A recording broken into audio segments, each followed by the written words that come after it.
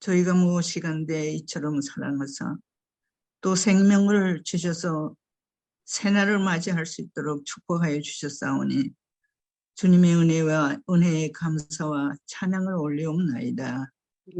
아버지 하나님, 우리를 이렇게 돌보시는 은혜에 정말 무엇이라고 우리가 보답해야 할지 정말 알 수가 없습니다. 이 아침에도 목사님을 통해서 우리가 사도행전 27장의 말씀을 공부하겠습니다. 주님이시여,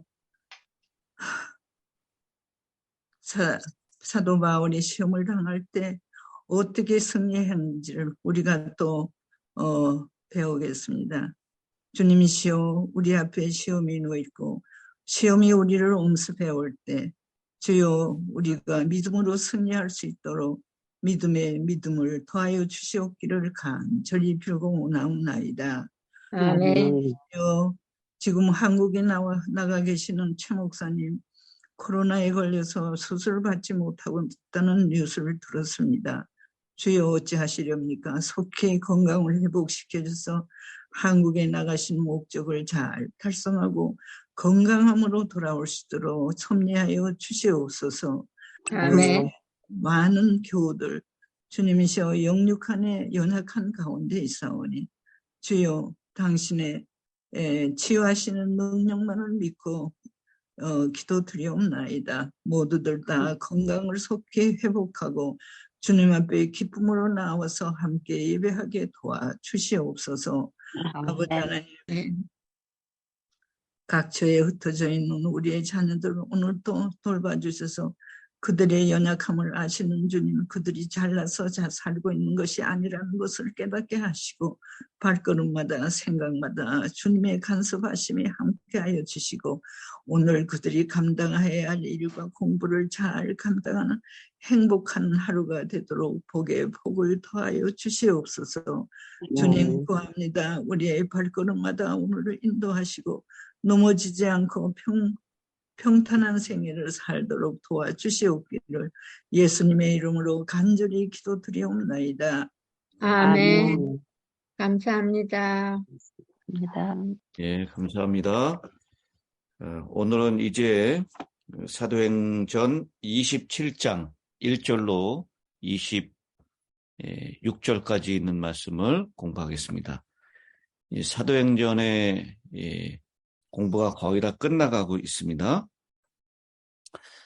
27장으로 들어가기 전에 잠깐 복습을 하도록 하겠습니다. 사도 바울이 22장부터 26장까지 5번의 설교를 합니다. 22장에서는 백성들 앞에서, 유대인 백성들 앞에서 설교를 하죠. 그러자 그 백성들이 일어나서 바울을 죽이려고 합니다. 그래서 천부장이 급히 내려가서 바울을 보호합니다. 그 다음에 23장에서는 산헤드린 공회 앞에서 설교를 합니다.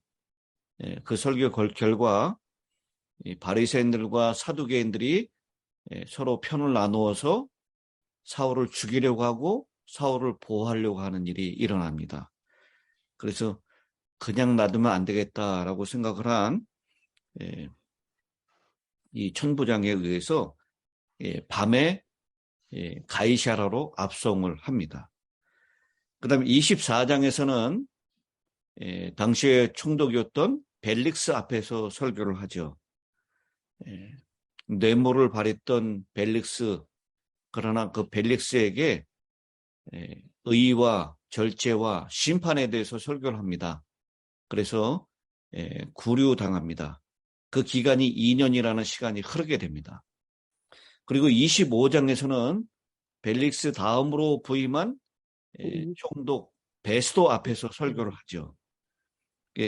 베스도 앞에서 설교를 하면서 그 유대에서 예루살렘에서 내려왔었던 대제사장들과 유대 지도자들이 여러 방면으로 바울을 고소하지만 그렇지만 죽을 죄를 찾지 못한다라고. 그래서 바울이 결국은 가이사에게 호소를 합니다. 가이사에게 가서 재판을 받을 수 있게 해달라고. 물론 로마 황제가 직접 재판하는 것은 아니라 황제가 임명한 오늘날과 같으면 대법원 같은 그런 곳에서 재판을 받는 것입니다. 그리고 이 아그리파 왕이 방문을 하게 됩니다. 그 다음에 26장에서는 아그리파 왕 앞에서 설교를 합니다. 그러자 그 설교 결과 죽을 죄를 찾지 못했다. 그러나 가이사에게 호소한 일이 있기 때문에 석방할 수는 없고 로마로 보내줘야 한다라고 결론을 내리게 됩니다.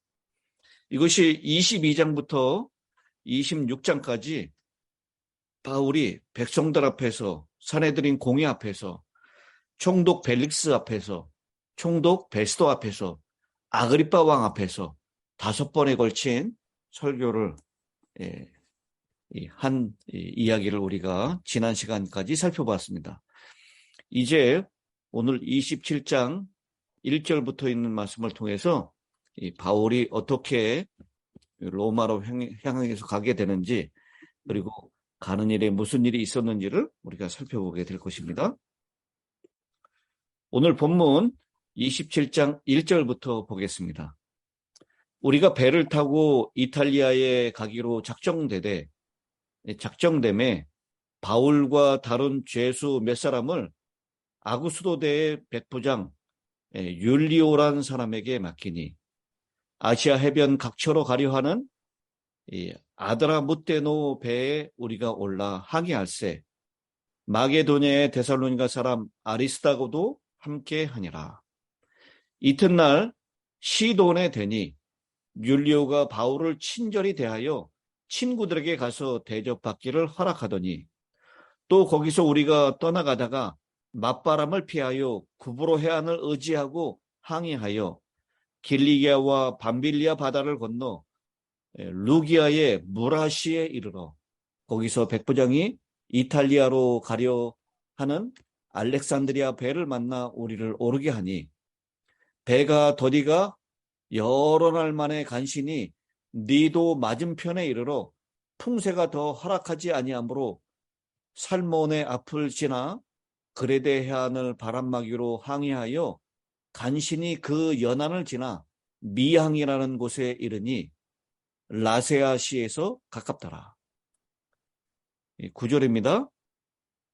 여러 날이 걸려 금식하는 절기가 이미 지났으므로 항해하기가 위태한지라 바울이 그들을 권하여 말하되 여러분이요 내가 보니 이번 항해가 화물과 배만 아니라 우리 생명에도 타격과 많은 손해를 끼치리라 하되 백부장이 선장과 선주의 말을 바울의 말보다 더 믿더라. 그 항구가 겨울에 지내기에 불편하므로 거기서 떠나 아무쪼록 베닉스에 가서 겨울을 지내자 하는 자가 더 많으니 베닉스는 그레데 항구라 한쪽은 서남을 한쪽은 서북을 향하였더라.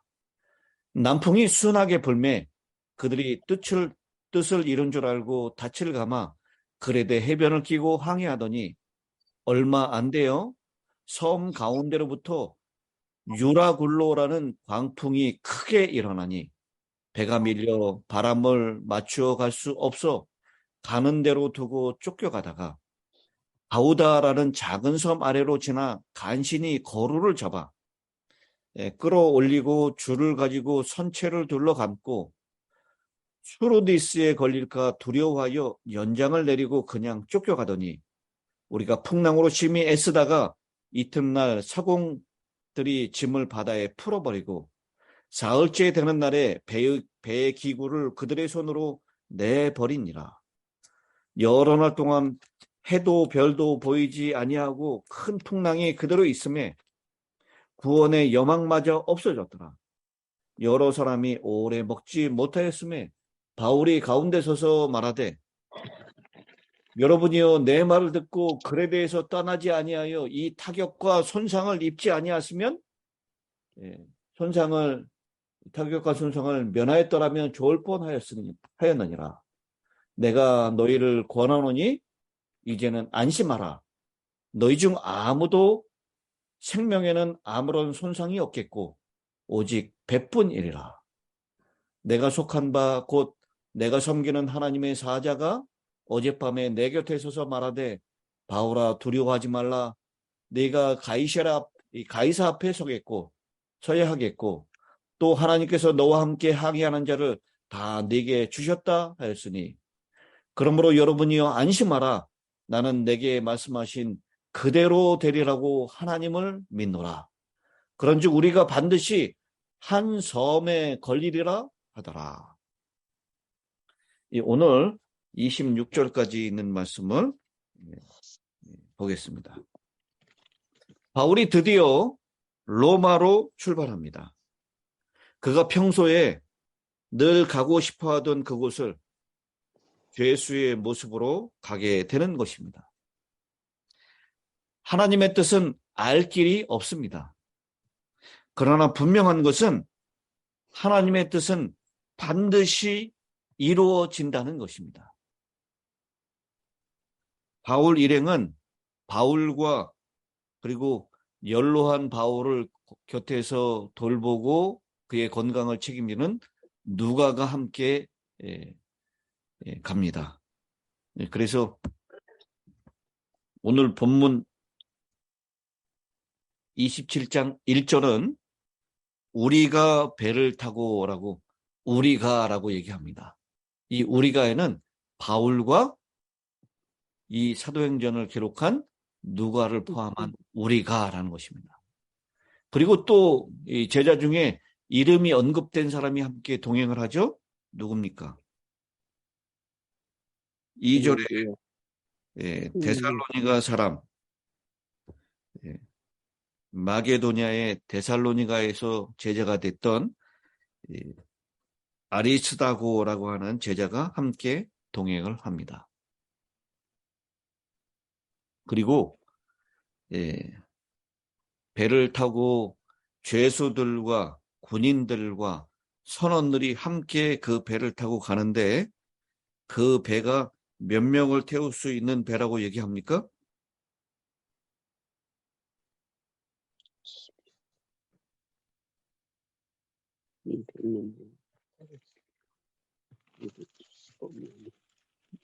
우리 오늘 읽은 말씀에는 나오지 않지만 우리 내일 보게 될 37절에 보면 배에 있는 우리의 수는 전부 276명이었더라라고 얘기합니다.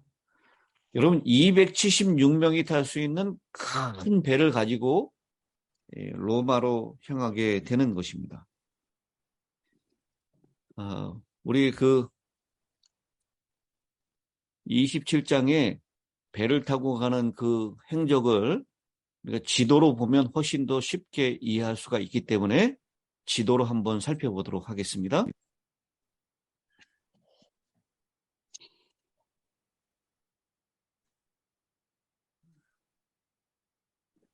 이 지도가 잘 보이시죠? 네. 여기 27장 2절에 보면 아시아 해변 각초로 가려 하는 아드라무테노 배에 올랐다라고 얘기하는데요. 이 아드라무테노라고 하는 장소는 여기입니다. 제가 커서로 움직이는 게 보이시나요? 네. 요 아드라무테노, 이 지역에서 건조한 배를 가지고 이제 가이사랴에서 출발을 하는 것입니다. 율리오라고 하는 베스토 총독에 의해서 임명된 백부장이 이 죄수를 로마까지 호송하는 책임을 맡았습니다. 그래서 이 아드라무테노에서 건조한 배를 타고 가이사랴에서 처음에 도착한 곳이 시돈입니다. 이 시돈에 배를 대고 율리오가 바울을 친절히 대하여 친구들에게 가서 대접받기를 허락했습니다. 그러니까 이 배가 시돈에 머물러서 짐을 내리고 짐을 다시 싣고 하는 그 하역을 하는 시간이 꽤 오래 걸렸을 것입니다. 그 시간 동안에 바울이 친구들에게 가서 대접받을 수 있도록 율리오가 허락을 해주는 것입니다. 이건 총독 베스토가 바울에게 죄가 없음을 알고 호의를 베풀었고 아마 율리오에게도 그렇게 지시를 했던 것 같습니다. 그래서 이 시돈에서 배를 타고 이제 출발해서 가는데 원래 정상적인 항로는 여기 있는 이 구브로 1차 선교 여행 때 바울하고 바나바가 함께 여행했었던 이 바나바의 고향했던 구브로죠. 섬이죠, 여기. 이 구브로 섬을 이렇게 밑으로 남쪽으로 해서 가는 것이 빠른 궤도였어요. 근데 이때도 역시 바람이 불기 때문에 맞바람을 피해서 구브로 해안을 이렇게 의지하고 항해합니다. 그래서 이쪽으로 이렇게 돌아가는 것이죠. 맞바람 때문에. 이렇게 돌아갔다가 무라시에 도착을 합니다.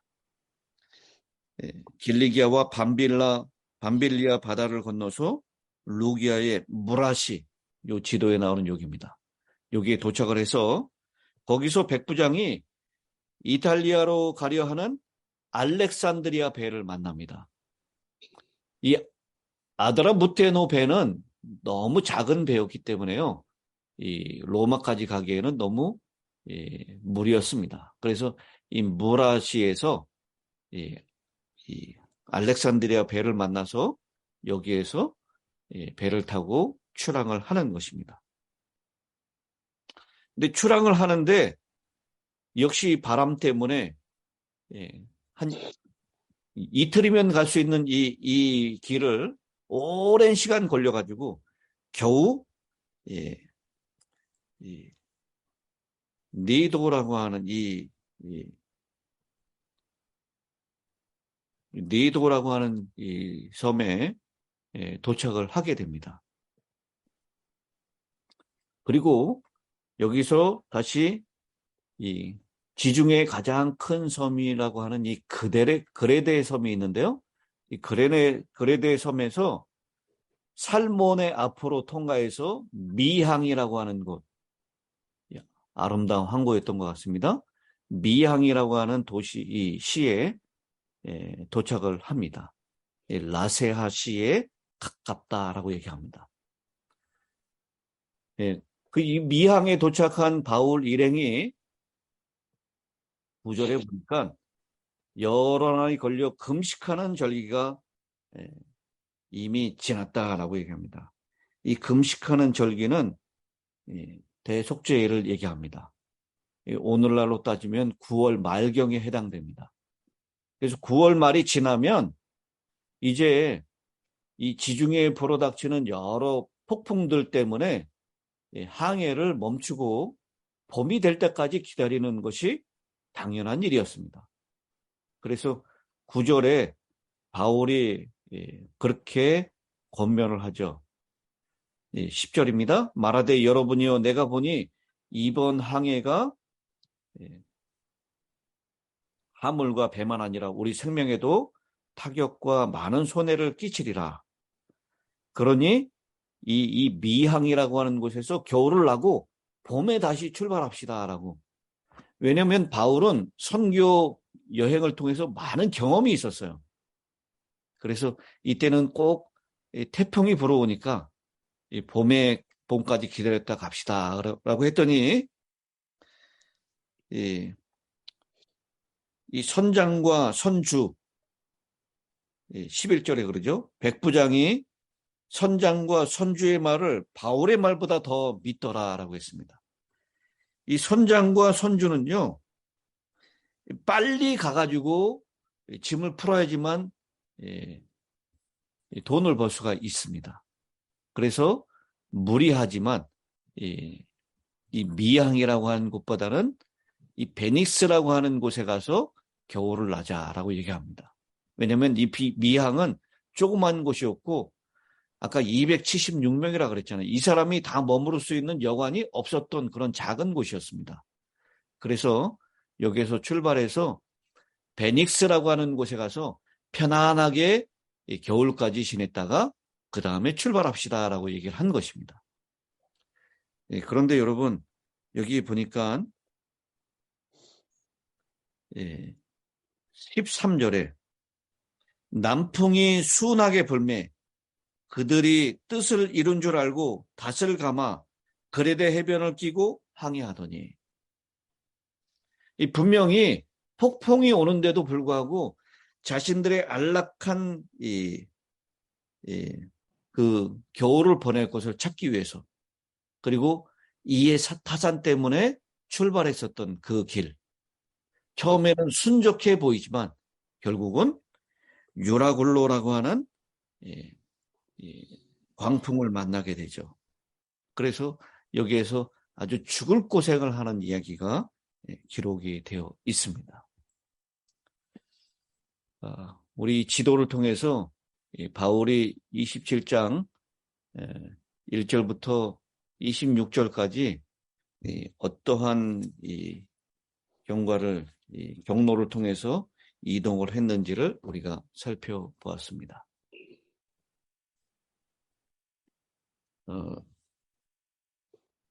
여러분, 사공들이 제일 무서워했던 것이 무엇이죠? 풍랑. 이 풍랑이 다가오는 것. 그리고 배가 이렇게 지나가다가 어디에 걸리는 것이요? 17절에 보니까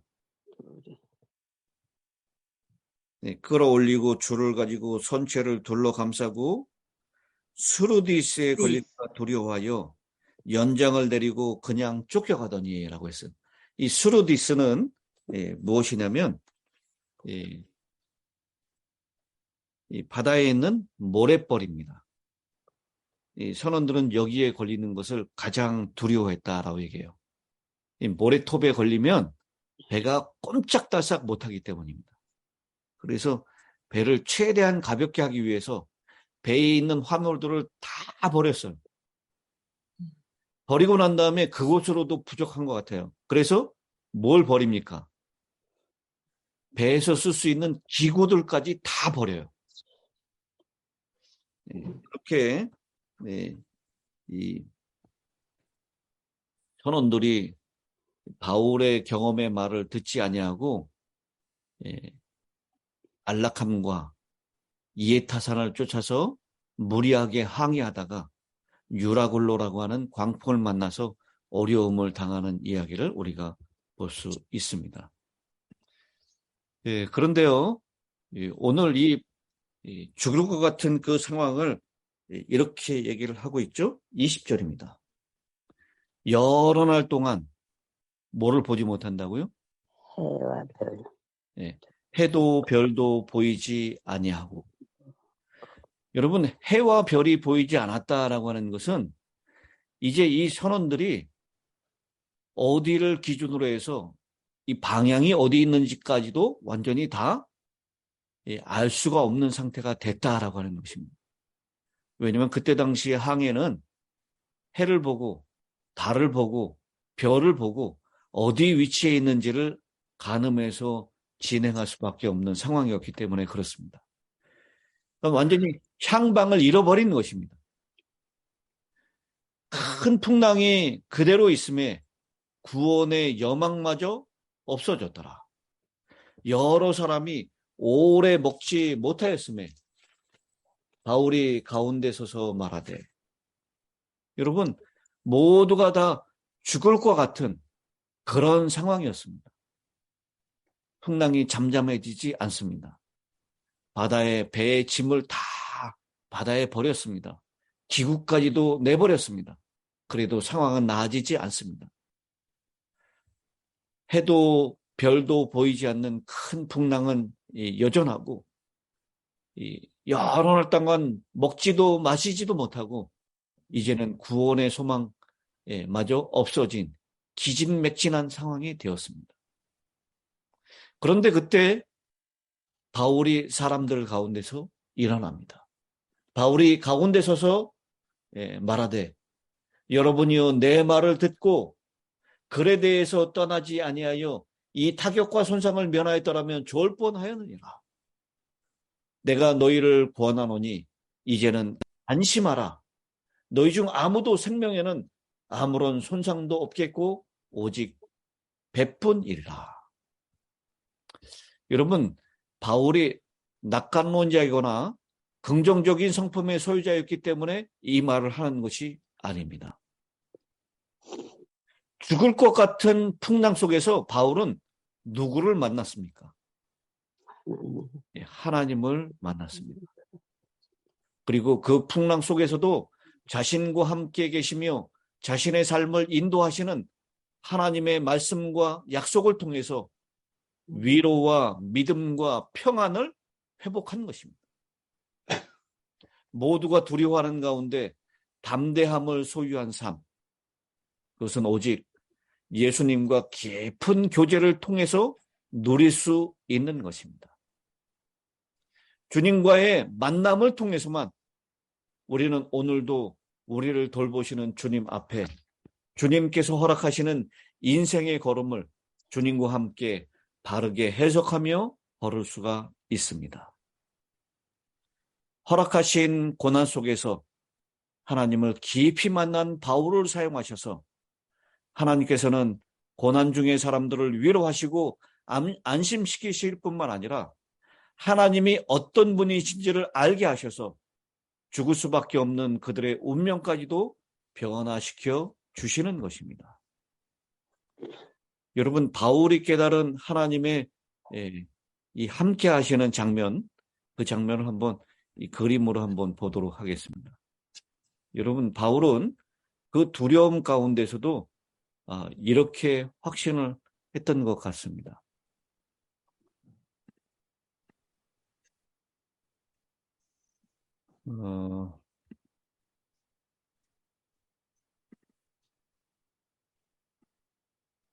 여러분 보이시죠? 네. 여러 날 동안 해도 별도 보이지 않는 풍랑이 그치지 않는 그 상황 가운데서도 바울은 이 보이지 않는 하나님의 보호의 손길을 확신했던 것입니다.